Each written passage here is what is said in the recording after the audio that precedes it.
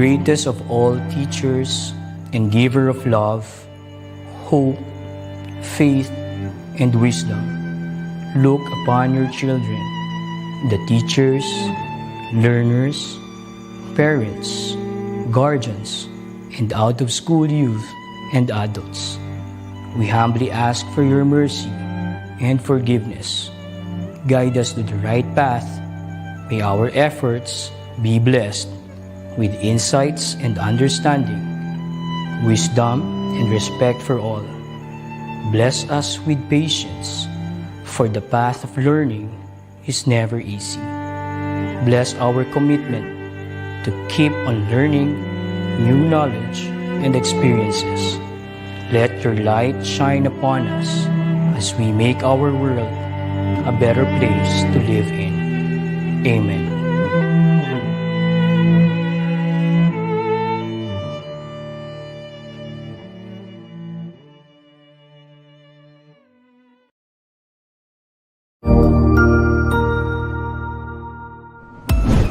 DepEd Vision. We dream of Filipinos who passionately love their country and whose values and competencies enable them to realize their full potential and contribute meaningfully to building the nation.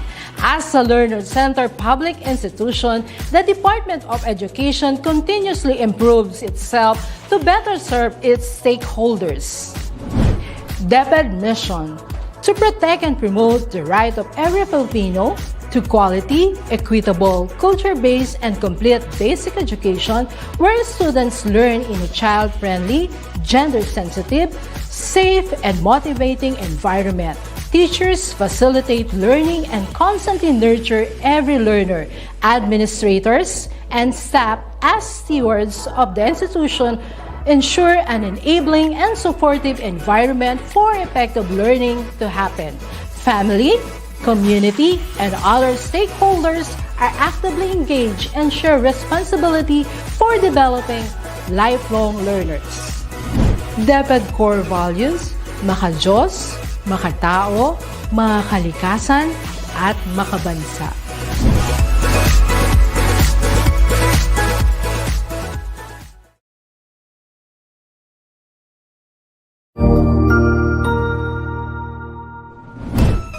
Isang masayang pagbati na may ngiti sa aking mga labi.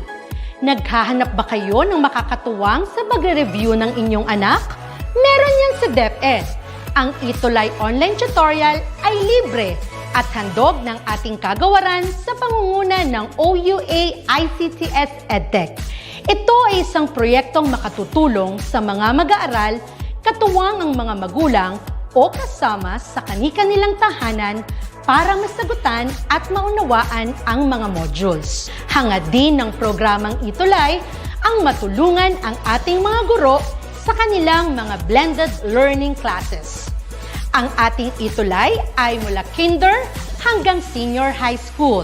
Bukod sa academics, meron din tayong mga special programs gaya ng All is Wellness, Reading and Math Remediation, Storytelling, Mommy Tech Talks, Classes sa Gramatika, Speech Class, Financial Literacy, at marami pang iba.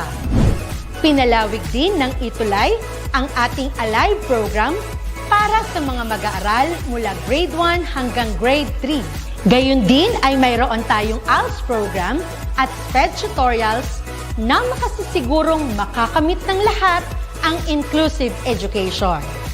May SPED hotline na rin para sa inyong mga katanungan patungkol sa special education. Kaya, subaybayan mula Lunes hanggang Biyernes, mula 9:00 ng umaga hanggang 7:00 ng gabi ang ating ETUlay.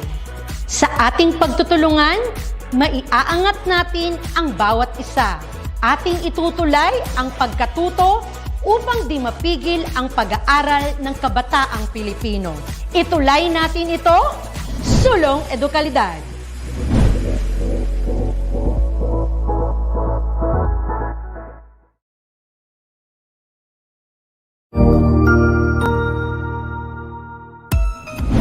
Mabuhay! Good day to all! I am your tutor Madge. Welcome to ETUlay. a free online tutorial, an initiative of the Department of Education, Information and Communications Technology Service, Educational Technology Unit, ICTS EdTech. This program is aimed at helping and assisting learners from kindergarten, senior high school, ALS, Alive, and SPED learners. Aside from answering the modules, the ETUlay is offering programs which you will surely look forward to. Together with our parents and teachers, the ETUlay will bridge the gap where difficulty and ease meet in learning new knowledge and skills. So, let us prepare our modules, pen and paper. Ready your mind to see and hear worthwhile and interesting lessons. Let us now study and learn, together with our volunteer online tutors. Tara na!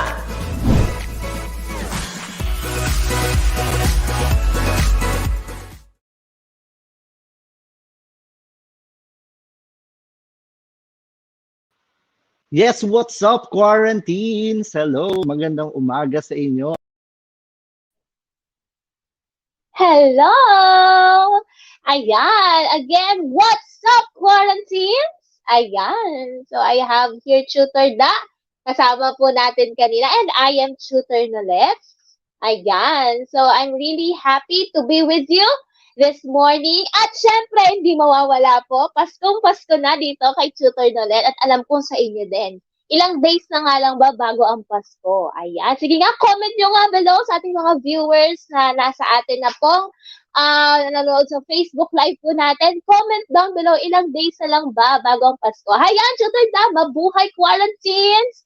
Good morning po from Princess Divine. Tara, manood na't matuto. Ayan, dami natin agad mga viewers at nagko-comment sa atin po sa ating pong comment sections. Ayan, hello po kay John Silio.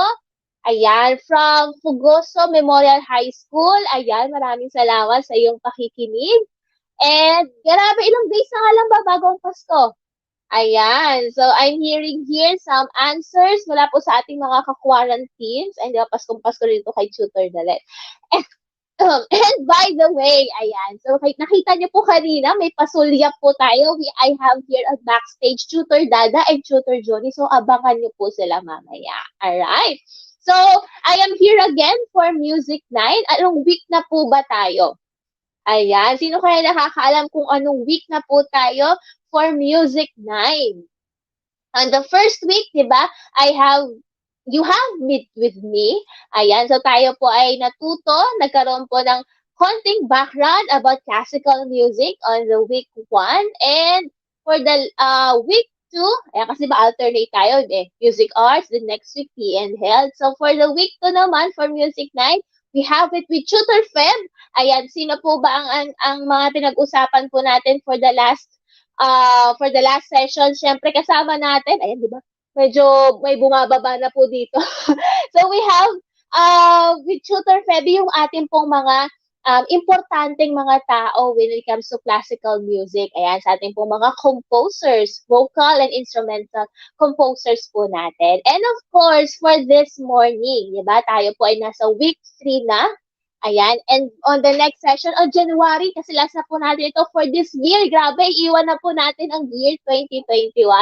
Ayan, so for this session, syempre magkakaroon naman po tayo ng another topic po natin. So let us start our session for this morning. Ayan. So, sige po, comment nyo lang po below kung sino po mga kasama ko po dito. Ayan, diba mukhang-mukha talaga si Tutor Nolet sa ating pong live. Alright. O, diba? Nakikita nyo na po ang pinaka-totoong kulay ng aking likod. Okay. So, we have it here now. Ayan. So once again, welcome to ETUlay Online Tutorial. I am Tutor Nolet from SDO Cavite Province and my partner, Tutor Feb from SDO Calamba. Ayan, so we are your tutors for Music Night. And ulit po, marami pong salamat sa amin pong materials, sa amin pong ginagamit from Region Calabarzon. Ayan, DepEd Calabarzon po tayo, Pivot 4A. Ayan, so alam ko po na marami po sa inyo ang merong hawak ngayon. Tulad ko, hawak ko ngayon ang ating pong pangmalakasang module. So, keep it with you para masundan niyo po ang ating pong pag-aaralan ngayong umagang ito. Alright, so for today's lesson, syempre napakahalaga po na maunawaan po natin na ito pong topic na ito. Talaga nilagay po ito natin po mga writers because it is really important for us to relate more on the classical music. Alright, so our today's agenda and topic, relation of other art forms and history in the classical music. So at the end of this lesson, you should be able to relate classical music to the other art forms and its history with in the era and create artworks that will show your appreciation. Ayan. So, maire-relate na natin itong classical music to other art forms. Marami tayong mga uri ng art forms. And of course, to its history. Alright? And syempre, out of that, we are going to create our appreciation through an artwork. Alright? So, let's have it. Alright. So, napapansin niyo ba itong mga images natin sa ating pong slides? Ayan. Are you familiar with these things or these situations? Ayan. So, familiar ba kayo sa mga kasuotang ito, ang mga magagandang binibini? Ayan. Have you ever seen this kind of fashion style? Or have you ever wore this kind of fashion? Or nakakita na ba kayo ng ganitong classic orasan? Or have you danced this very settled, very calm form of dance? Nakita na ba kayo na ganitong classic car, ganito ka-vintage? O yung telephone na ganito kaluma at ganito kaganda? And mga furnitures like this chair. So these are the things that we call classic. Am I right? Ayan. So alam ko na nakikita po natin itong mga bagay na ito at we prefer for this as classic. Pero you know what? Classic ay hindi lang tungkol sa pagiging old. This refers to the things that we have encountered or created during the classical period. Ayan, sabi ni Adriel Lomeda, yes po ma'am. Ayan, salamat sa iyong mga pakikinig sa ating pong online tutorial ngayon. So I have here, shout out naman tayo, si Jamila Cassandra Balahadia. Ayan. We also have Shireen Flor. Good morning po. Good morning din sa'yo, Nak. Ayan. Good morning po from Georgette Bentulan or Gimats. Ayan. Sa Gimats po. Galing po kay George. Ayan. So, shout out sa inyo mga Nak. And stay tuned kasi marami kayong matutunan for music and arts for this morning. Alright. So, aside from these things, guys, ito ay mga uri din ng mga art forms na ating pong nakita or natunghayan noong mga panahon po ng classic period. And let's have a short activity. Ayan. So, speaking of art forms, marami tayong mga uri ng art. So, some of these are theater, literature, painting, architecture, and sculpture. And for this activity, we are going to identify the art form that is being stated below. Ayan. So, for number 1, ito po yung definition niya. I-comment niyo po yung sagot po ninyo. It is an artwork that uses paint, may clue na kayo, pigment, color, or other medium to a solid surface. Ayan, sige nga, ano po ang kasagutan po natin? Ayan, so nakikita ko na yung mga kasagutan ng mga estudyante. You are right, the answer is painting. Yan, nandiyan na po yung word na paint, kaya kayang-kaya natin sagutan yan. So by the way, para sa mga may hawak na module, nasa page 19 po ito, para po masundan niyo po ang ating pong pagsagot. Of course, for number 2, ayan, it is an artistic form in which hard or plastic materials are formed into a 3-dimensional art objects. Ayan, basta 3-dimensional, ano kaya ito? Yan, sabi nila Mendoza, Lee, painting, yun yung kanina po natin for number 1. Ayan, salamat sa inyong mga kasagutan. For number 2, ano kaya itong 3-dimensional? Yes, I am seeing your answers, guys. Sabi ni Rain Hernandez, sculpture. The answer is correct. That is sculpture. Pag 3-dimensional art, that is automatically sculpture. Yan, tandaan niyo po yan. Next, number 3, it is a stage entertainment. Ayan, ano kayang form of art yan from this 5?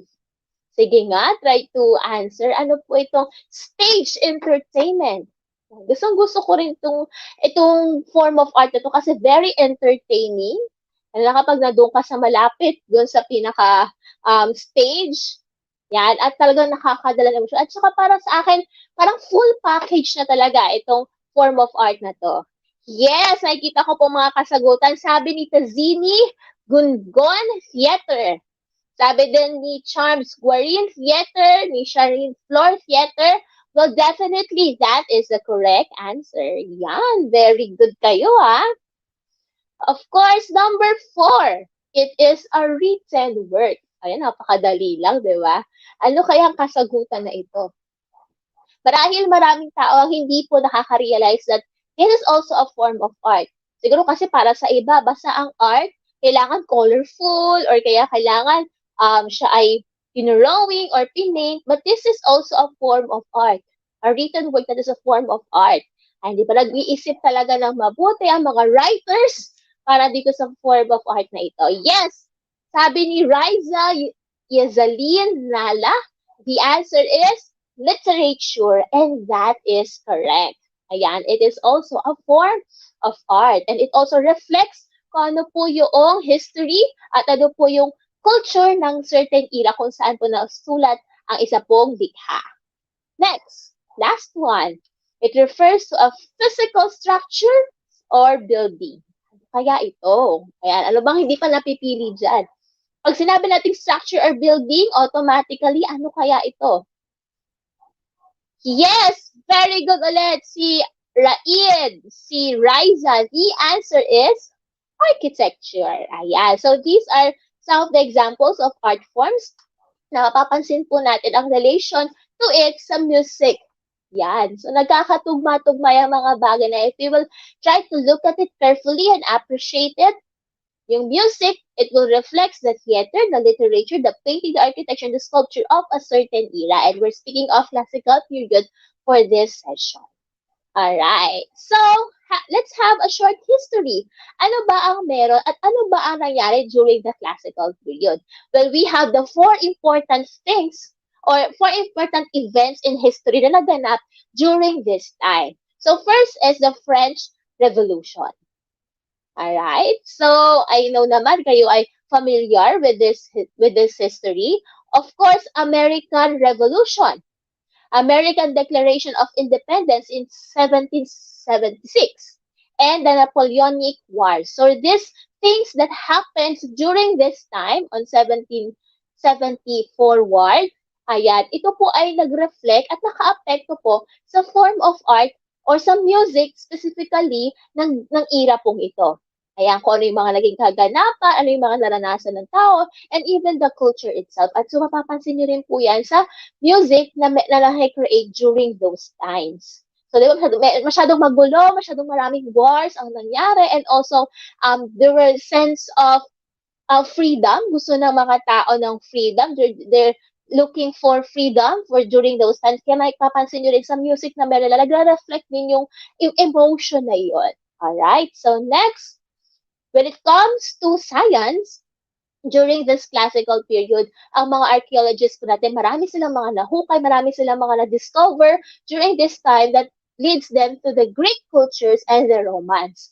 Kaya naman, karamihan po sa mga art forms po nila ay tumutunghay or ang inspirasyon po nila ay ang mga Greeks at mga Romans. Their simplicity, their culture, their beliefs, ayan, ay naa-adapt po ng mga people, ng mga artists during the classical period because in terms of science and history, marami po ang mga naglilipan ng mga bagay when that leads them to the Greek and Roman culture. Kaya naman, marami silang mga art forms na ang inspiration nila ay this Greek and Romans. Ayan.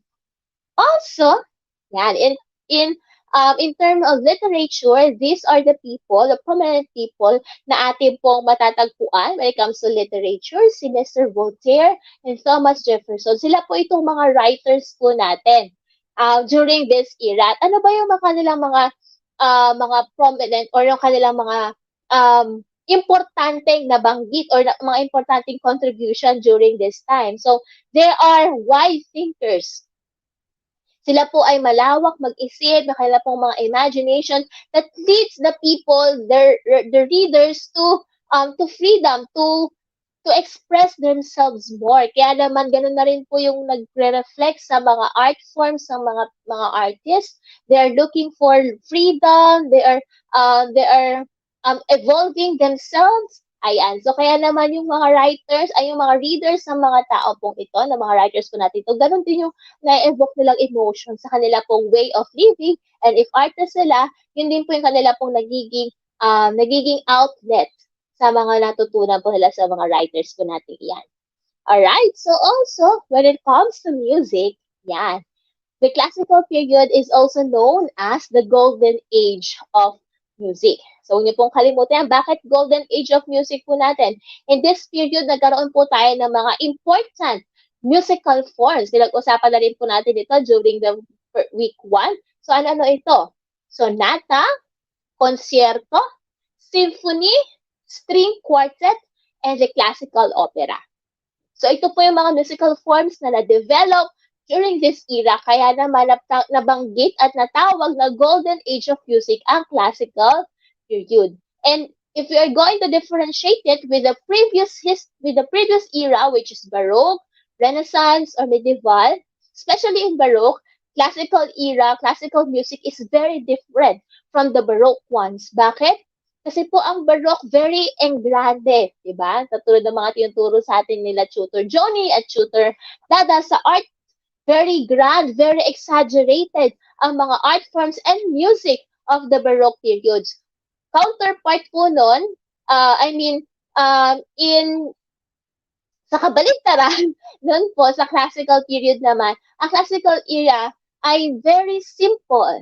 Ayan, it is known for very simple and it has a clearer music, simple harmonic accompaniment.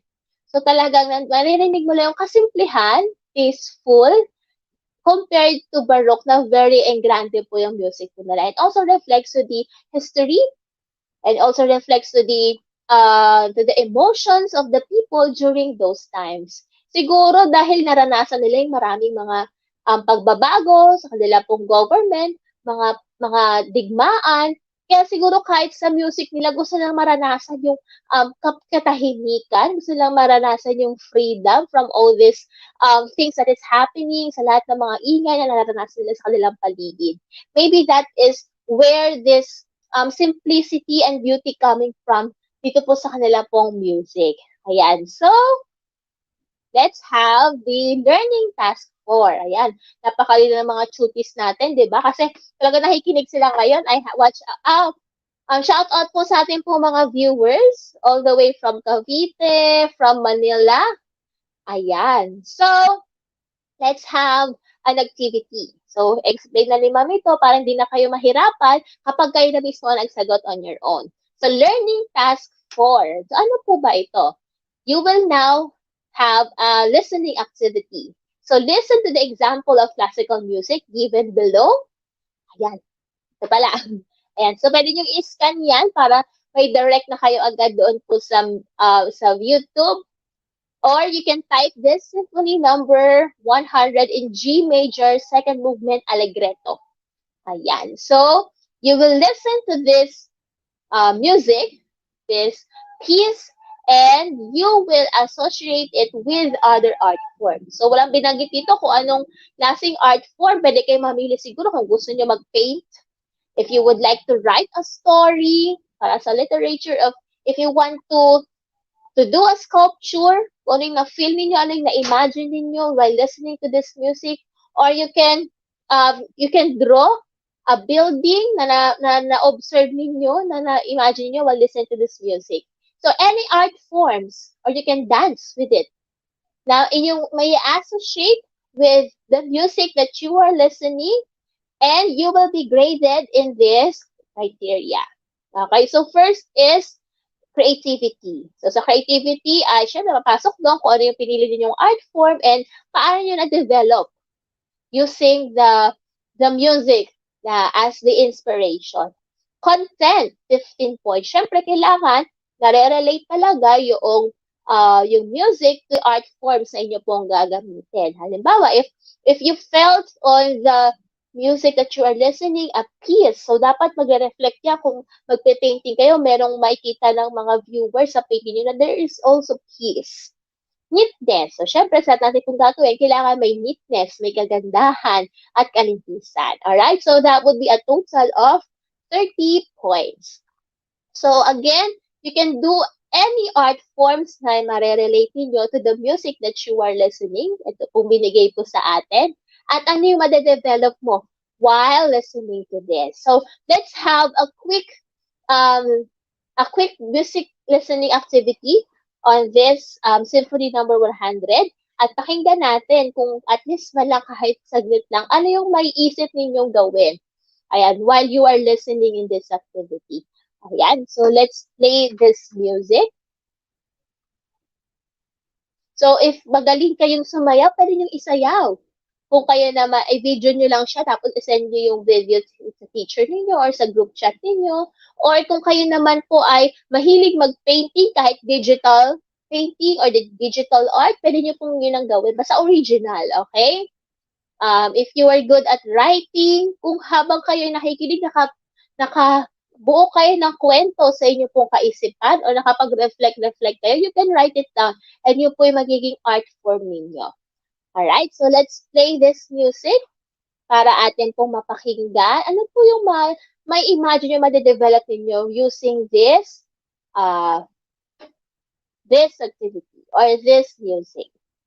Ayan, so alam ko, ito-play na yun ng ating pong director at backstage. By the way, shout out po, watching from Tanza National Trade School. Hello po. Medyo nabubulol si ma'am ngayon. Pasensya na ako hinihingal. I also have here Princess Divine. Still watching po. Hello. Ayan. I also have here Raid Hernandez. Shout out sa iyo na. Yan ay isa sa aking mga honor student. Mendoza Lee Richmond. Yan, hello.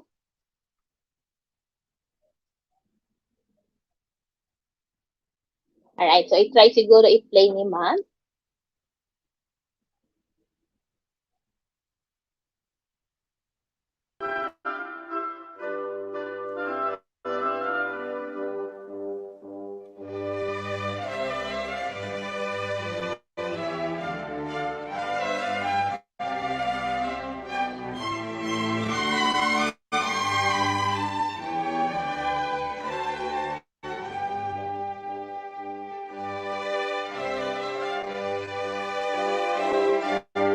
Ayan. So guys, while you were listening to this, ano na po yung inyo pong napipicture out na art forms na pwede nyo pong gawin while listening to this activity? This is your inspiration. Kung ano yung mapipil nyo, kung ano yung ma-i-imagine nyo, maki-create nyo. While listening to this music, ayan, you just need to translate it to other art forms na magaling kayo or gusto ninyong gawin. Diba? From this music, mapapansin nyo talaga yung simplicity at freedom of the composer to express himself sa kanya pong music. Ayan. Ako ay na-imagine ko kung ako ay gagawa nito, maybe I will dance with it. Ayan. So, I'll be dancing with my long skirt. Ayan. And my long sleeve, black sleeve, Yan, I will try to grow this with it. Ayan. So, thank you so much, Director Ken. So, that would be an example of, or that is your first activity, performance activity in this lesson. So, huwag niyo pong kakalimutan gawin ito. Napakahalaga po nito kasi dito po natin may relate talaga yung ating pong natutunan sa music or ating pong nakita, na-appreciate sa classical music, and we will try to translate it to other art forms. Alright, so next, we have another activity here, learning task 5. So, napakadali lang naman ito. Draw a symbol that will represent the relation of classical era and classical music. Okay, so may counting relation to history. Write a short explanation about it. So, mag-iisip kayo ng symbol, you will draw it, na makaka-relate sa classical era, yung history, yung culture nila, na ma-relate mo dun sa classical music na meron din sila. Well, I have here, ito yung tatlong naisip ko. Yan, na as I was doing this slide, ito yung mga naisip ko. Well, I have here the balance, a symbol of balance. Kasi nandoon nga yung simplicity, yung balance ng loudness and softness sa music, and also in terms of their culture during those times. There is a crown, ayan, as a representation of royal courts, ayan. So during this time, alam ko marami tayong mga political things na nangyari, and also marereflect din yan sa music nila. And this one, ito pong light bulb, it reflects at it symbolizes yung enlightenment. Classical era is an age of enlightenment wherein they were enlightened about different things and their religion and their beliefs and even their way of living and in their political views. So, ito po yung mga bagay na naisip ni Tutor Nolet na maaari kong gawin or i-draw as a symbol, and kailangan na lang natin itong i-elaborate pa in explanation. So that would be an example. Maaari hindi lang itong tatlong itong maisip ninyo. So you can think more symbols that will represent the relation of classical era to the classical music. So you will be graded according to this following criteria: creativity, 10 points; originality, hindi nyo na pwedeng gayahin si Tutor ulit. Or pwede naman kung yun pa rin yung symbol, pero marahil may iba pa kayong mas naisip na explanation about that. So 10 points din yan. Content would be 15 points. Siyempre, kailangan talaga ma-relate nyo yung dalawa with that symbol. Neatness, 5 points. Clarity of explanation is 10 points. Yan. So this will be your second performance task in this activity. So now let's have fill in the blanks. And let's assess kung ano yung mga natutunan ninyo from the previous sessions natin in music and up to now. Alright, so for number 1, comment nyo po yung inyo pong sagot sa ating pong comment section. Question number 1. The classical period is also called as what? Ayan, nabanggit ni Tutor ulit yan kanina. Ano po kayang kasagutan natin? Also known, classical period is also known as, ayan, hintayin natin, nagtatype ang mga estudyante natin. Yes, Raid Hernandez. The age of reason or enlightenment or golden age din. Nabanggit ni Tutor ulit kanina. Ayan, so pwede rin po. Yan, pero when we are talking about the history, the period itself, hindi lang yung music, classical period is the age of reasons and enlightenment. Hindi na sila sumasabay na lang sa flow. They are thinking on their own. Yeah. Next is number 2. The musical forms during the classical period are, ayan, in-elaborate natin to kanina or in-explain ni Tutor ulit. Meron tayong 5. Kaya natawag na golden age of music ang ating pong classical music dahil there are musical forms that evolved during this era. Ano po yun? 5. Alright, so medyo mahaba sigurong i-type. Kahit isa, mag-comment kayo pa isa-isa para mabasa ni Tutor ulit. We have 5.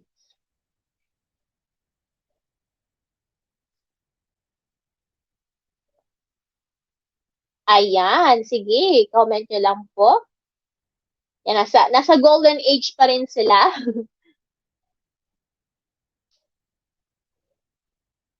Yes, we have sonata. Sabi ni Raid Hernandez. Ano pa kayo yung iba? Classical opera, correct? Yan.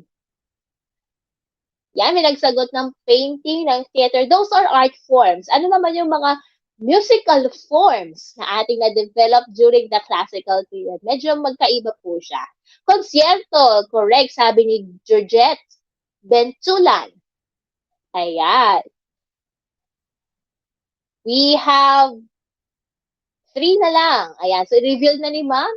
Baka nahirapan kayo ma-spell out. So these are sonata, konsyerto, classical opera, symphony, and string quartet. Yan. So sabi ni Jamila, symphony, correct. Ni Georgette, symphony. So tama kayo. So these are the 5 na kulang yung blank natin. These are the musical forms developed during the classical period. Alright? So for question number 3. Yan, ito na. Classical period or classical music. Yan.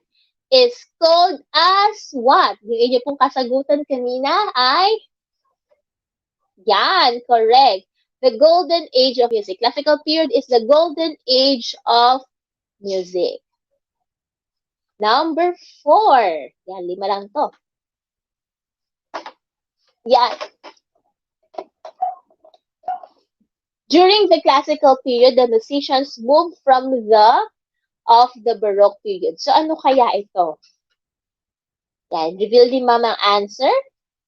Heavily decorated style. So, ito yung binabanggit ni Ma'am kanina na during the classical period, yung musicians from the heavily mabigat at super decorated style of Baroque period, iniwan na yun ng mga classical musicians po natin. So, they moved from the heavily decorated styles of the Baroque period. And lastly,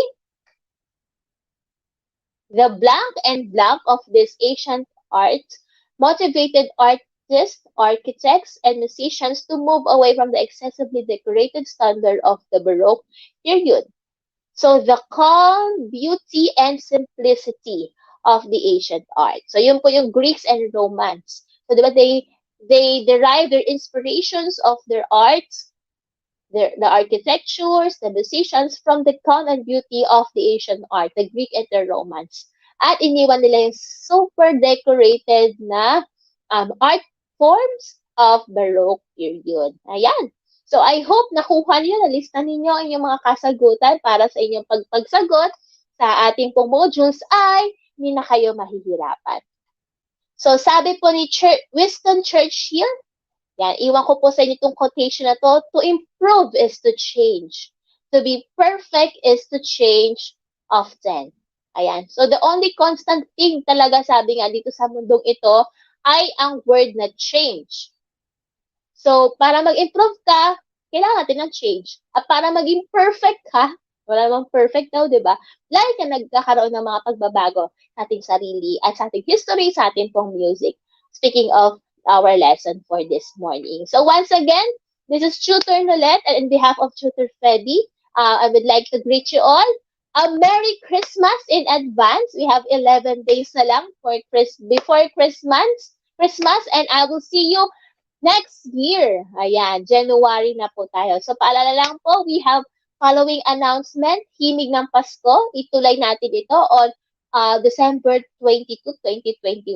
This is the year-end cantata, virtual concert po. Ayan, ng ating pong ETUlay. So muli, maraming salamat po, and this is Tutor Nolette, and I will, ngayon po ay makakasama naman natin ang ating pong mga nagagandahan at naggagwapuhan tutor for Arts 9.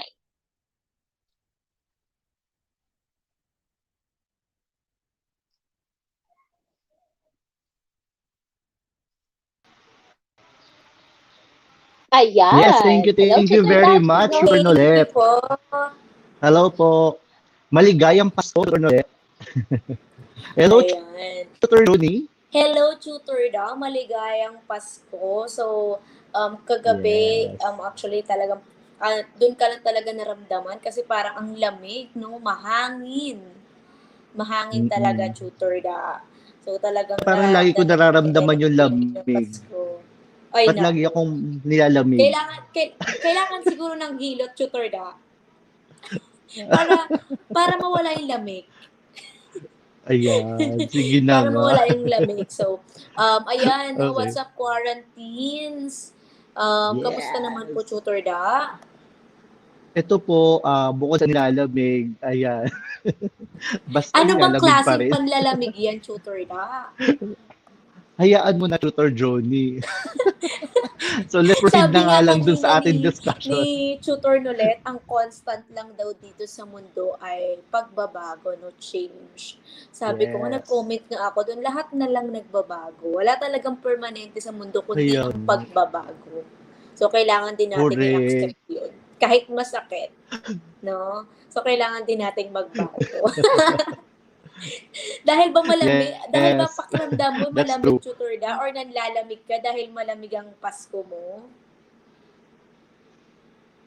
Malamig ang Pasko. Ayan. Ay, kaya naman pala malamig. Siguro kahit hindi malamig ang simoy ng hangin ay nanlalamig pa din. No? So, ayan. Yes. Merry Christmas po sa inyong Opo, Merry lahat. Christmas So, sa inyo tutok lahat. lang tayo ha hanggang matapos ang ating ETUlay ngayon. Talagang itutulay natin ang himig ng Pasko tulad nga ng present kanina ni Tutor Nolet. So, ayan po. Yes, that's correct. Represent screen Okay, na so ako. let's go. Ayan.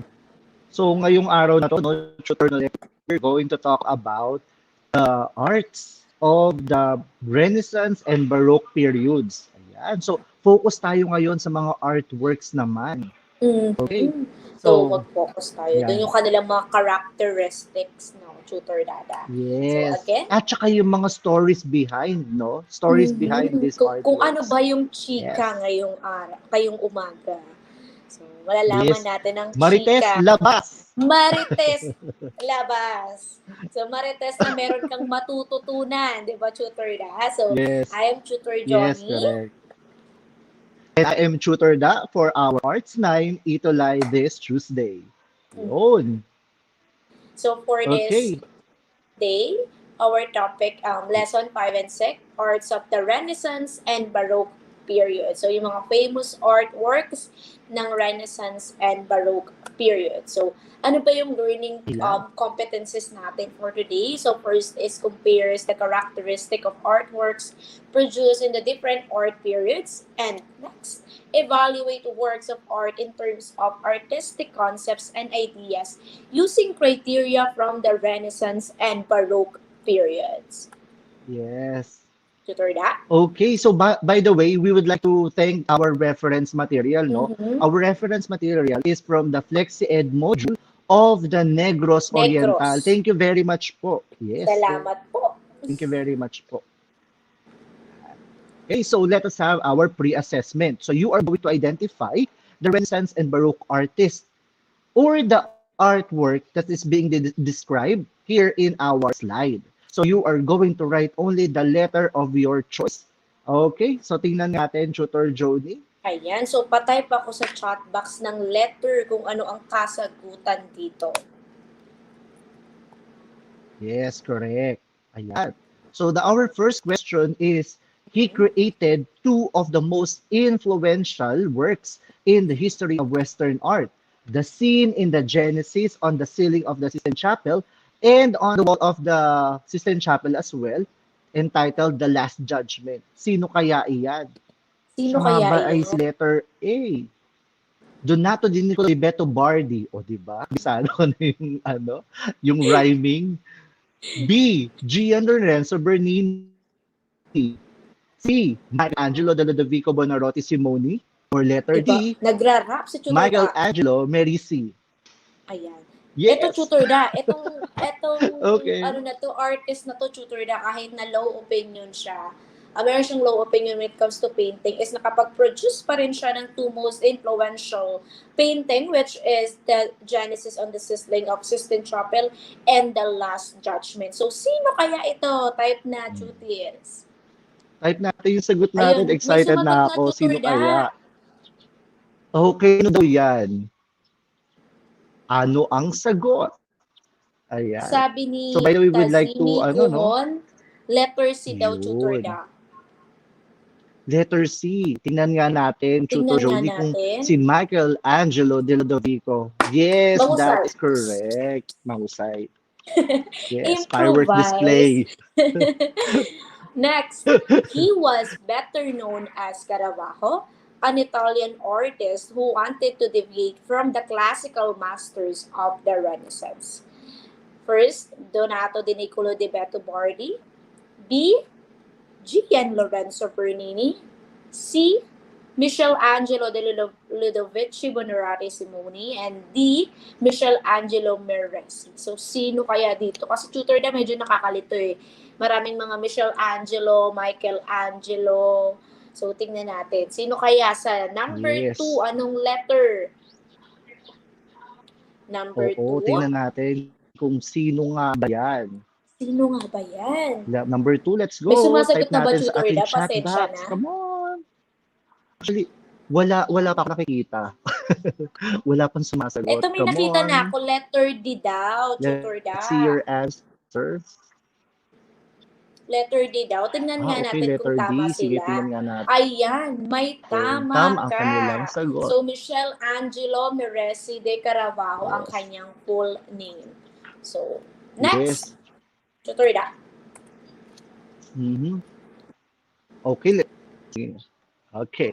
Let's go. Number 3. Ayan, this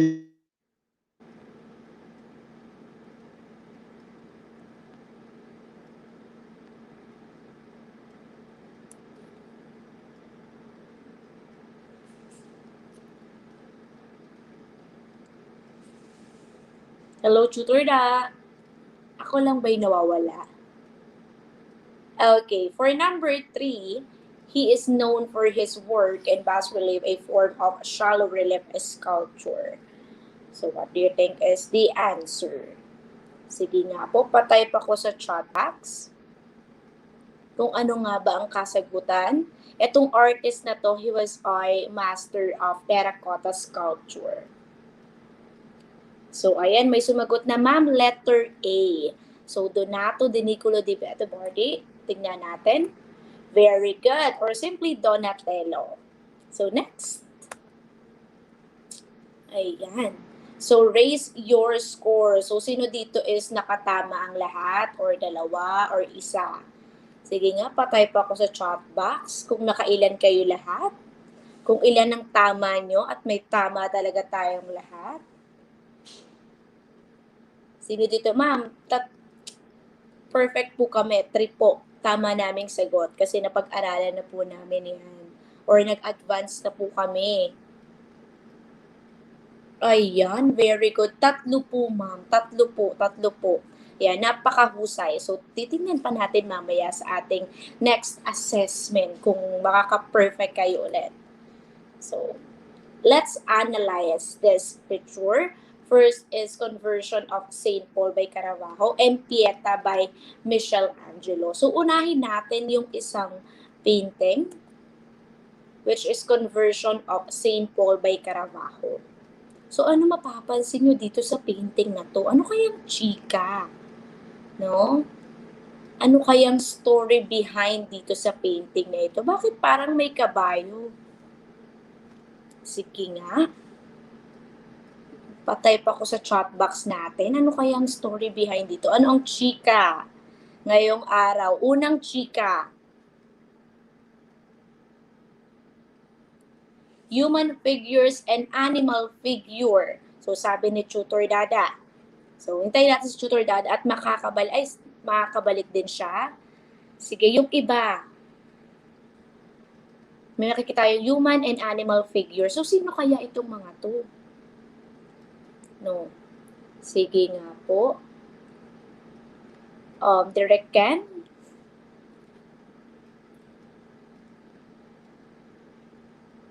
Kabayo. May kabayo. So, animal figure. Ano pa kaya? Religious theme. Very good. So, ano pa? Last na.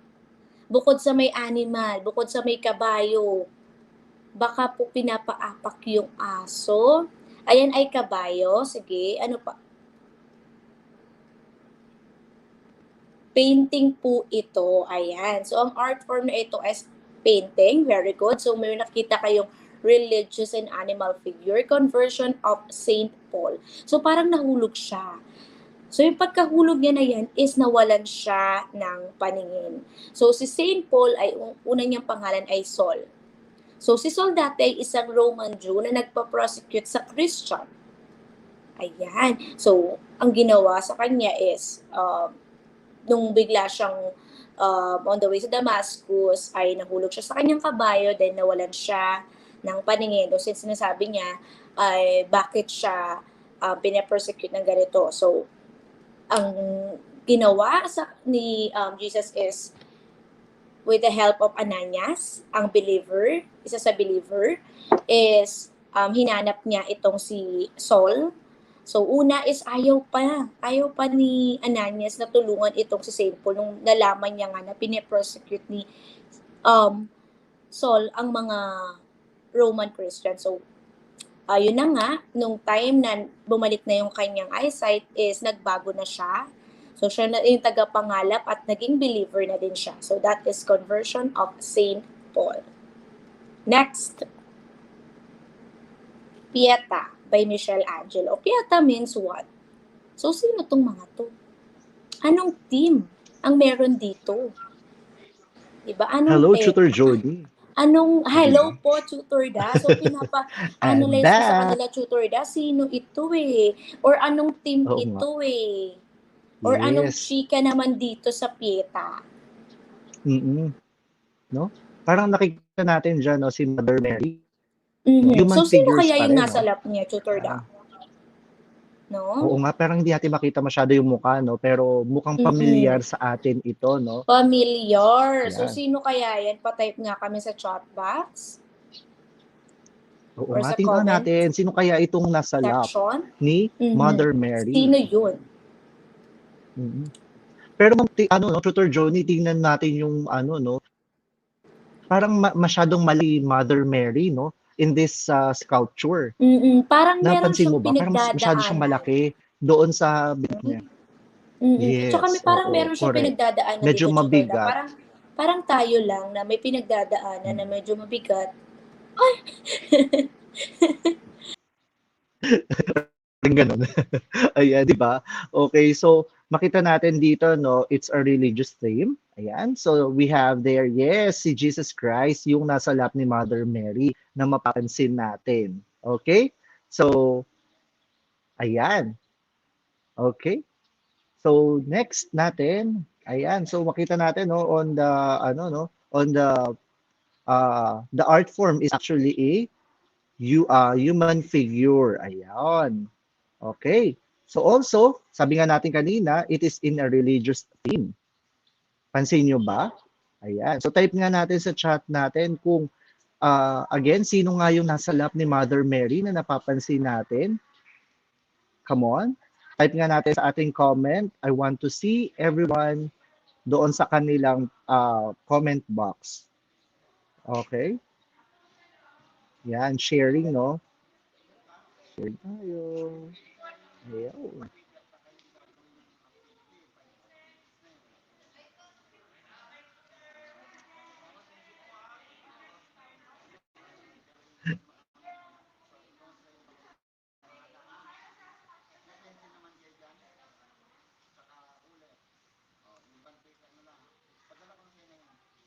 Okay, ayan. So let me see our screen right now. Ayan. So again, that's Pieta, no, by Michelangelo. Okay. So again, 'di ba? Sabi natin Michelangelo was known as the yan. Okay, thank you Isabella May de la Cruz. Ayan. So sabi nga natin, no, Michelangelo is the greatest artist of all time. 'Di ba? Ayan. Okay? So, ano pang masasabi natin dito sa ating painting? Sculpture. How do you describe the lines in the sculpture, no? Yan. Yes, this is a work during the Renaissance period.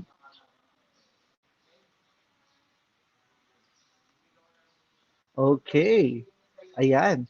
So, ano pa? Thank you, Isabella, no? Napaka-active ni Isabella. Shout out natin yung ating mga students, no? From Valeriano Fogoso High School at saka yung mga teachers na nanonood rin. Magandang araw po. Hello po sa aming principal, si Sir Bernal Lamban. Ayan. And also, we have from Diamantina National High School, Kabatuan, National District. Ayan. Okay. Okay, ayan. So, actually, we have the famous Renaissance artworks. Ayan. So, let us reveal na yung ating mga famous Renaissance artworks. So, kung aalala ninyo, si Michelangelo de Lodovico Buonarroti Simoni, siya yung sinasabi natin na gumawa din ito ng Pieta. Among his works are the Pieta, Bacchus, Moses, David, Dying Slave, Dawn and Dusk.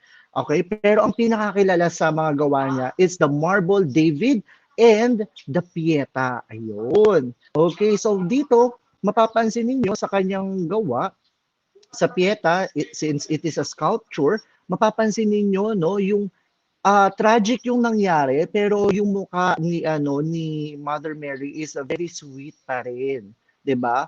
Ay parang ayaw niya ipakita yung tragic na nararamdaman niya. And sa mukha naman ni Jesus Christ diyan mapapansin natin yung acceptance of what happened to him during that time. Ayan. So also aside from that, yung sculpture ni Michelangelo, we have the scenes in the Genesis on the ceiling of the Sistine Chapel and on the altar wall of the Sistine Chapel as well, entitled The Last Judgment, yung mga paintings niya. Okay. So, Ayan. So, ayan. ang Okay. pieta means Yeah. compassion or pity. So, sorry, Tutor Da, no? Ako pa po ba ang nagpa-present? Ako na po, Tutor Joni. Ayan, sorry. Ayan. So, Okay. ang dagdag ko lang no, Tutor Da, ang pieta means pity or compassion. So, kung makikita dito, sabi nga ni Tutor Da, na minsan parang ganito rin tayo, Mama Mary, na kahit nahihirapan tayo, Tutor Da, hindi natin pinapakita or alam mo yun, talagang parang ano pa rin tayo, okay pa rin tayo sa iba. So, ito pong pieta ay gawa to sa single slab of marble. Ginawa ito ni Michelangelo ng 2 years. So, kasama niya tayo dito, Tutor Da, sa pag-carve ng pieta. So, ang pieta is depicts Virgin Mary cradling the body of Jesus Christ after crucifixion. Kaya parang sorrow din, no? Talagang yung nararamdaman niya that time, pero sabi nga natin is kahit ano man yung nararamdaman natin, meron pa rin tayo, parang ang strong pa din nating tignan. So that is Pieta by Michelangelo. So next po, sige, Tutor Da. Yes, we have Donatello, no? We have Donatello. So, isa sa mga gawa niya ay yung David. Ayan. And we also have the statue of Saint George Equestrian Monument at Guatemala, the Prophet Habakkuk, and the Feast of Herod. Pero siya ay kilala sa kanyang mga bas-relief works. If Michelangelo Buonarroti Simone is known for his sculptures, fresco painting, dito naman sa Donatello, Portraiture. yes, kilala naman siya sa mga bas-relief works. And here is one of his works, the Bronze David, which was made by Donatello. Ayun. Okay? So, yes. So, Let's itong now David proceed. na to, yes, Ay, okay, biblical go ahead, story to, Tutor Tutor. Johnny. Biblical story to na Tutor Da, yung parang nagre-represent din ng triumphant or victory. Kasi nga, di ba, napatay niya si Goliath. So, yung gamit niya pa na sword is yung kay Goliath. So, that is David by Donatello. Sige po, Tutor Da. Yes. Okay. So next, ayan, nakikita natin yung mga characteristics ng ng Renaissance period, which is reduced. Ayan. Now let us proceed to the famous Baroque artworks. Let's go. Ayan. So, nasa Baroque na tayo, Okay. Tutor Da.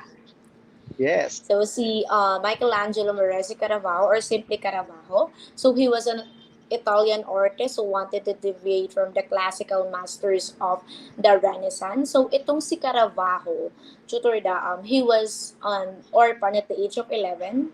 Then, naging apprentice siya sa Milan. Then, nag-move siya sa Rome at doon nakilala yung kanyang work. So, si Michelangelo Caravaggio is usually yung kanyang mga work ay Pretty Boys, ayan, or chubby na boys, tapos done up as a Lutenist, or yung kanyang favorite saint na si Saint John the Baptist. So sabi niya itong si Carabao ay medyo nai-issue, di ba sabi natin last time, sa kanyang assistant. So ang kanyang famous work ay Conversion of Saint Paul. So yung kaninang pina-analyze natin, Tutor Da, no? Yes, yun. Okay, so ito yun. So nakita ang na dating natin, pangalan ni Saint Paul ay Saul. So Roman Jew siya Saul. dati. Yes. Tapos nabigyan siya ng ng parang baptized na name, which is Saint Paul. Yes po. Okay. Nagbago na siya. Ayan.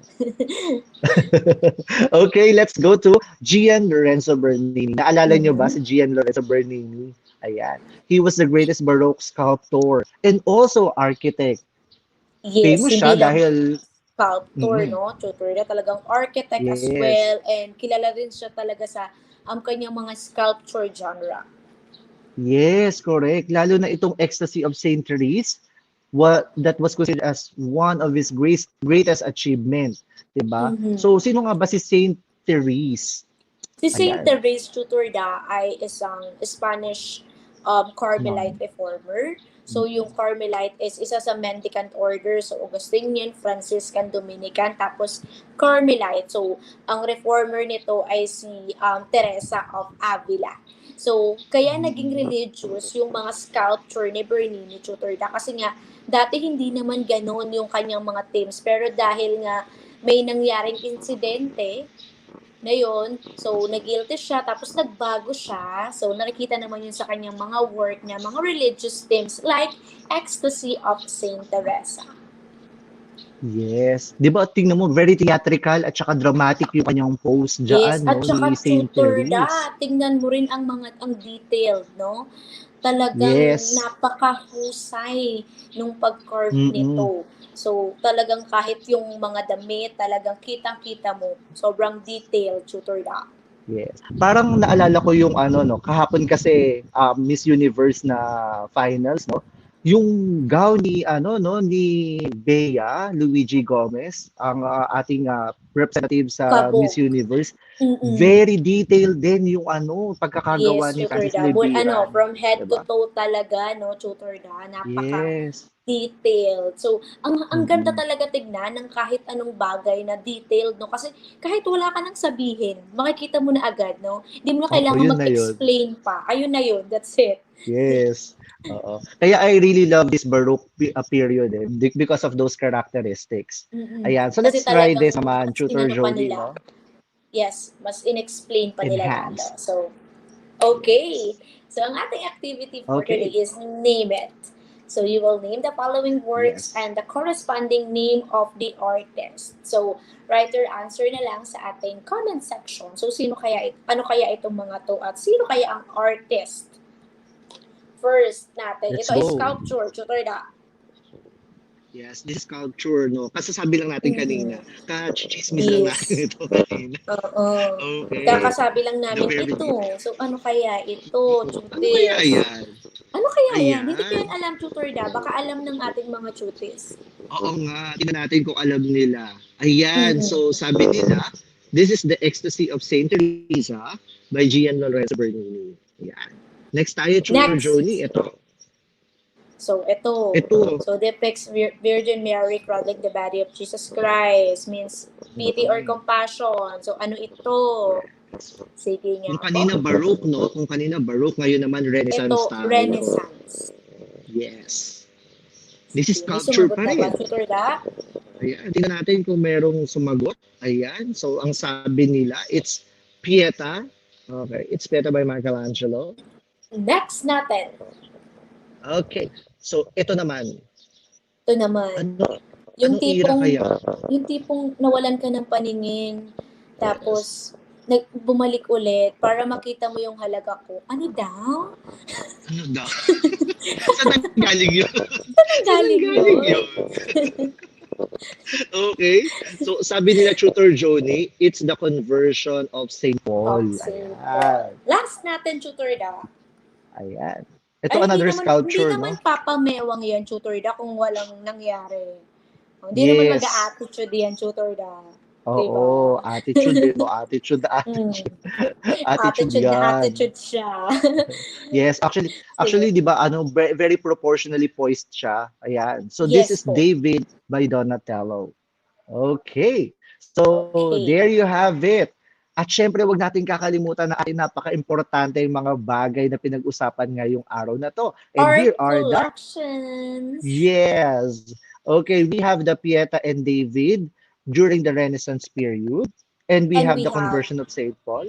Yes. And ecstasy sa of St. Baroque Teresa. arts, Yes. yes, conversion of St. Paul and ecstasy of St. Teresa. And ito yung mga characteristics ng painting and Mm, sculptures ng Renaissance and Baroque, religious or secular, symbolic, depict real figures and presence of balance and movement. And talagang movement. detailed Yun. din talaga, no? Tutor na talagang beauty, Yes. deep emotion, lahat na nandito sa Yes. Renaissance and Baroque period. So, Yes. Okay. So with that, syempre magpapasalamat tayo sa oo, bawat isa. magpasalamat muna tayo, Ayan. Tutor Dan, no? Kasi ito na ang huling pagkakataon na makita nyo kami ngayong taon. Kala nyo, ha? Oo. So, Yan. sa So ayaw at sa gusto nyo is makikita nyo pa rin kami. yes, next year, 2022. Ayan. Pero So, Tutor syempre Dan, makikita ko na ba yung version mo na 3.0? ano ba yung version 3.0? Pag-usapan Yung hindi natin na yung yan. malamig. Yung medyo ano na. Mainit na, summer agad. Oo, kasi magsa-summer na eh. So, Ayan. dumidepende pala sa panahon ng nararamdaman natin. Oo. So, see you on So, 2022. i-comment nyo, #tutorda. Yan. Hashtag I-comment nyo, tutorda. #tutorda kung kayo din ay may malamig na Pasko. Truth. Okay, So, so thank you i-hashtag very ko rin, much. Ayan. talagang #tutorda. Alam na namin kung ano yun. So, again, Yes. this is Tutor Johnny. Yes. And I am Tutorda. So, magkita-kita po muli tayo sa MAPEH 9 every Tuesday, 9 to 10 a.m. Your home for arts of singing, dancing, and saving lives. And saving lives. See you next Paalam! Paalam! See you on 2022. Thank you, Tutor Johnny. Thank you, Direk Thank you, Ken. Tutor Da. To our program heads. Bye!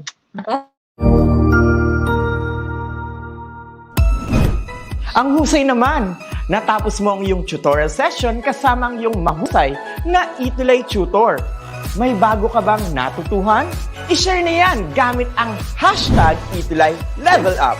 Huwag aalis ha, dahil may susunod pang programa na pwede mo ring panoorin at salihan. Dahil naghihintay na ang iyong mga tutors. Happy learning dito sa ETUlay!